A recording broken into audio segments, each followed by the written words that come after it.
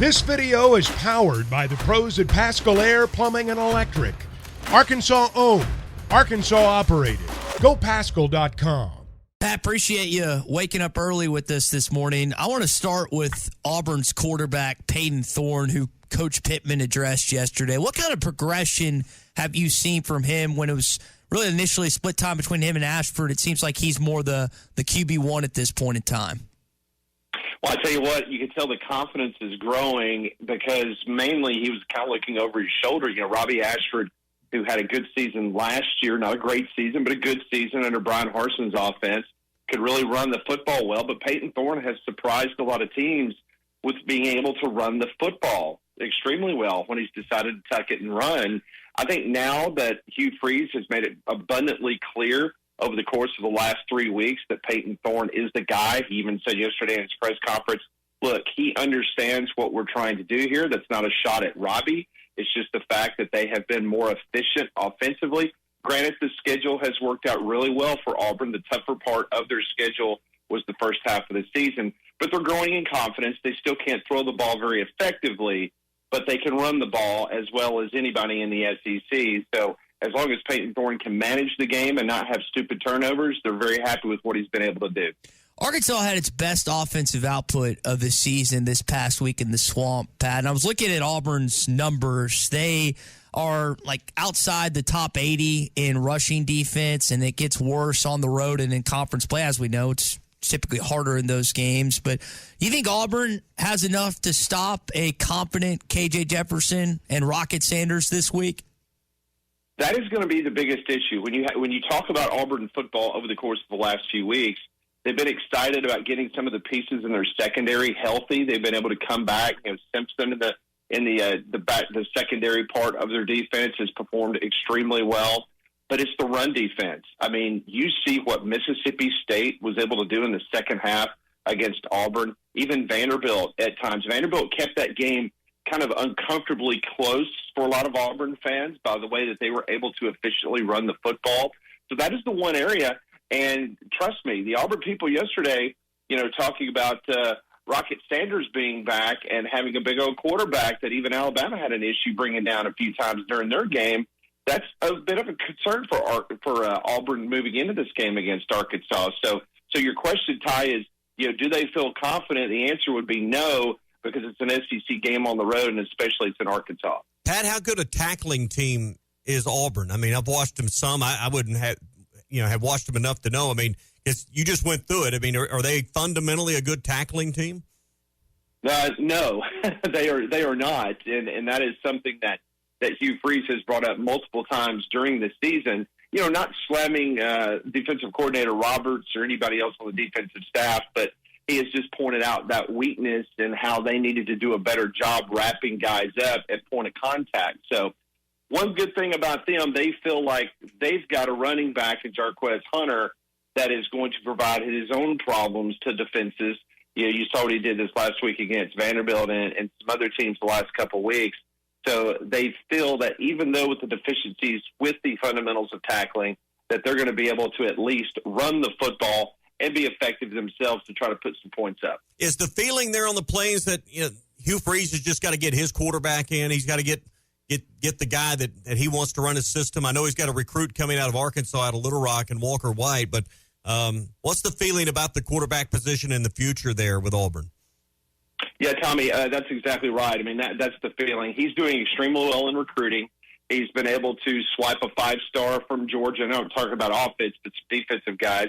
He also took a wide receiver that was committed to Alabama. There's a couple other guys that he's been looking at. So Hugh Freeze is doing just the opposite of what Brian Harsin did. I mean, he's actually building the foundation for a strong recruiting process throughout the Southeast because he knows since he was at Ole Miss and he was successful doing it there. But it's all about the quarterback. We know it. You have to have an elite-style quarterback in this league if you want to be competitive with the likes of Georgia and Alabama, and they're just buying their time. But Auburn fans, they're happier than they were a few weeks ago because they finally got off the snide and got a couple SEC wins under Hugh Freeze's belt. But they understand that this is going to be a transitional year.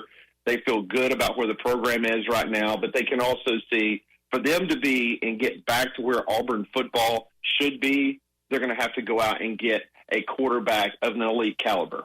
Pat Smith with us here on the McCarty Daniel Hotline, co-host of the Three-Man Front across Alabama. Pat, I want to ask you about Georgia. You bring them up. If they lose in the SEC championship game, do you still think that they're going to make the college football playoff, assuming they lose to Alabama? No, I do not. And this is something that we talked about yesterday on the show, and I'm just going to throw this out to you guys real quickly. What if Alabama goes 12-1, but they beat Georgia in the SEC championship game? That means both teams are 12-1. But you have Texas, they went out 12-1. Washington, they went out 13-0. Florida State, they went out, they're 13-0. Then you got a Big Ten champion, whether it's Michigan or Ohio State, they're 13-0. In that scenario, in my personal opinion, the SEC is left out of the college football playoff because they're not going to take, in my opinion, they're not going to take an Alabama team that lost at home to 10 points to Texas, who is 12-1. So in that scenario, and again, there's a lot of things that's got to happen, and it's weird for me, and I hope my friends down at the SEC office here in Birmingham are not listening to this interview right now because I might get an email. But I feel like in that scenario, guys, the SEC's on the outside looking in if all of those what-ifs happen with Bama beating a undefeated Georgia. Both teams would be 12-1, and they could be in trouble if everything else happens with Texas, Washington, Florida State, and in the Big Ten. But, Pat, in your heart, is a undefeated 13-0 Florida State or a Washington undefeated, do you really believe head up they are better than Georgia or better than Alabama? Absolutely not. No. Tommy, I'm with you 100%. Yeah. Texas's only loss would be a tight game in the Red River Shootout. Now, I also agree that Georgia and Alabama in that situation are better. But, Pat, again, that's a crazy scenario, and I can see it playing out, man. Well, let me just tell you, the power of the SEC office of cutting the phone lines when I say something negative about the SEC not going to the college football playoff. Apologize for that, guys. Tommy, I agree with you. I think Florida State is not a stronger team than a 12-1 or a 12-1 Alabama or Georgia team, just based on the strength of the ACC, whether what's going on with Clemson, the Duke win for Florida State, those type things with an injured quarterback, all those type questions. I think the SEC will still have a team in the college football playoff. It's just one of those scenarios that you start looking at and you're going, wow, if that were to happen, there's going to be a serious conversation because what has the committee told us in the past? It's all about head-to-head competition. And by Alabama losing by 10 at Bryant-Denny Stadium to Texas, even though Texas was knocked off by Oklahoma, and Oklahoma's already getting dinged up a little bit more as their season progresses, I think it would be a very, very tough sell if it's between Texas and Alabama. Do we overvalue undefeated versus one-loss teams? Yeah, because if I'm sitting in the room, guys, I'm looking at the totality, the strength of schedule. I'm looking at the league as a whole. I'm looking at everything. Just because the team went undefeated, that doesn't mean that they should be, they tested. Slid. Yeah. I mean, think about Cincinnati a couple years ago when they went in everybody wanted Cincinnati in the college football playoff. Everybody wanted it. And then we got it, and America quickly saw after the first quarter that it was a joke, that it shouldn't have happened. So, yeah, you have to look, in my opinion, at the totality of the strength of schedule and the overall strength of a league in that particular season.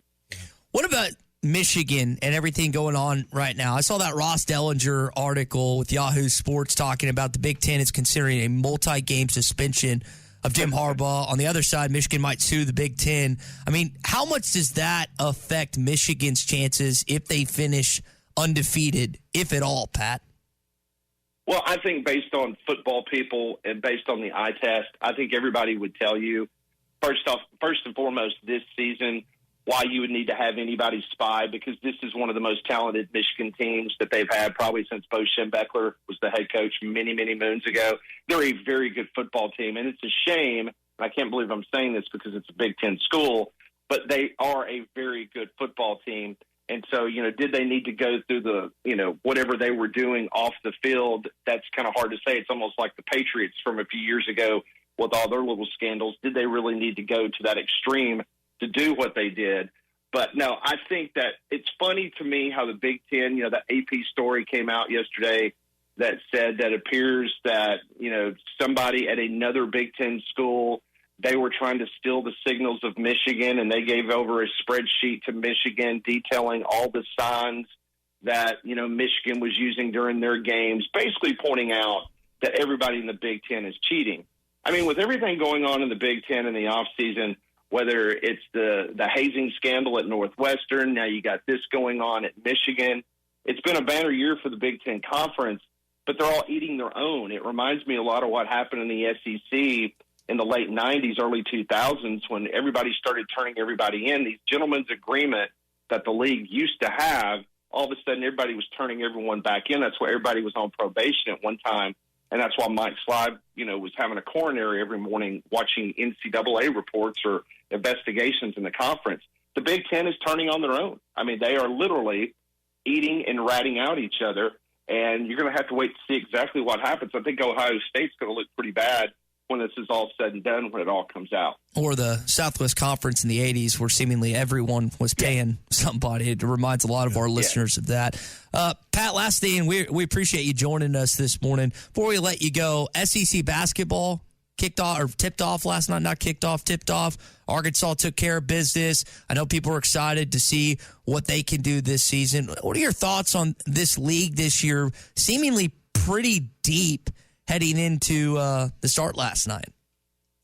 No, listen, obviously it will be a very small footnote what's going on here in the state of Alabama when it comes to football, but Alabama, top 25 team, they won big last night over Morehead State. Now, that's not a big surprise there, but there is a lot of optimism for both Auburn, who I believe is playing Baylor, as they get ready to kick off their season or tip off their season. I think from our perspective in the state of Alabama, Auburn and Alabama both seem to be, top 5 in the SEC. I'm not saying top 3, but top 5, top 6. I think it's a very deep league this year. And we'll obviously have to see how good or how bad Kentucky is for the rest of the league. But no, it's going to be tough, just like it was last year.